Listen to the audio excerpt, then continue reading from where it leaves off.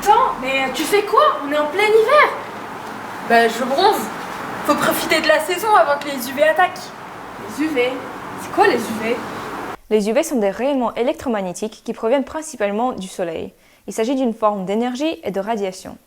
On parle d'ultraviolets car ils sont invisibles à l'œil nu et ont une longueur d'onde inférieure à 400 nanomètres et font donc partie des ondes les plus courtes. Il faut comprendre qu'on les différencie en fonction de leur longueur d'onde. Plus les longueurs sont courtes, plus elles sont dangereuses. Par contre, lorsque les ondes sont plus longues, elles rentrent plus en profondeur dans notre corps. Mais c'est quoi la différence? Les UVC qui ont des ondes plus courtes sont bien plus dangereux, mais sont absorbés par la couche d'ozone qui nous protège. Malheureusement, ils ne sont pas les seuls. À eux s'ajoutent les UVA et UVB, plus nocifs car ils peuvent pénétrer notre peau jusqu'au derme. Et ça, c'est grave? Oui, car cela cause des rides et un vieillissement prématuré de la peau. Mais plus grave que ça, 80% des cancers de la peau sont créés directement par les UV. Les UV sont donc cancérigènes pour les humains. Mais comment le soleil peut-il créer un cancer? Les radiations émises sont ionisantes, c'est-à-dire qu'elles peuvent voler des électrons à l'ADN et ainsi altérer le code génétique. Elles créent des mutations et provoquent ensuite des cancers. Oh là là, mais ça fait peur tout ça. Pouvons-nous nous en protéger? Les scientifiques ont fait une découverte. Certaines ressources naturelles pourraient sans doute aider contre les UV. Ma mère a de l'argile pour sa peau. Est-ce que ça marche? Mais non. Mais en fait, sa remarque n'est pas si bête. En restant sur le thème de l'eau, la possibilité d'utiliser des algues s'ouvre à nous. Ne t'inquiète pas, ces algues-là, tu peux les garder. Moi, je parle du Chondrus crispus. C'est une algue rouge qui sait se protéger des UV. Eh ben, qu'est-ce qu'on attend?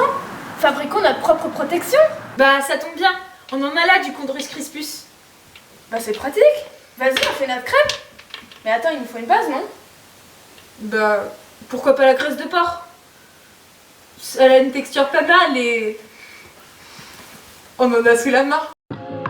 On fait fondre la graisse. On ajoute les algues. On les cuit pendant 20 minutes. On attend 24 heures. Et puis on recommence. On enlève les algues. Et finito! Regardez les spécialistes, on a notre crème. Mais est-ce qu'elle marche? Mais bien sûr qu'elle marche. C'est nous qui l'avons faite. Un seul moyen de savoir. Pour tester la crème, il faut tout d'abord une source d'UV. Ensuite, on branche le spectromètre qui mesurera la quantité d'UV. On met en place la sonde et par-dessus, on fixe la coupelle sur laquelle on met la crème. Et bien sûr, on lance le logiciel pour afficher les données. Regardons maintenant les résultats. Comme vous pouvez le voir, nous avons testé plusieurs situations. Les UV sans aucune protection, les UV et le verre de la coupelle, les UV et notre crème, et enfin, une crème solaire.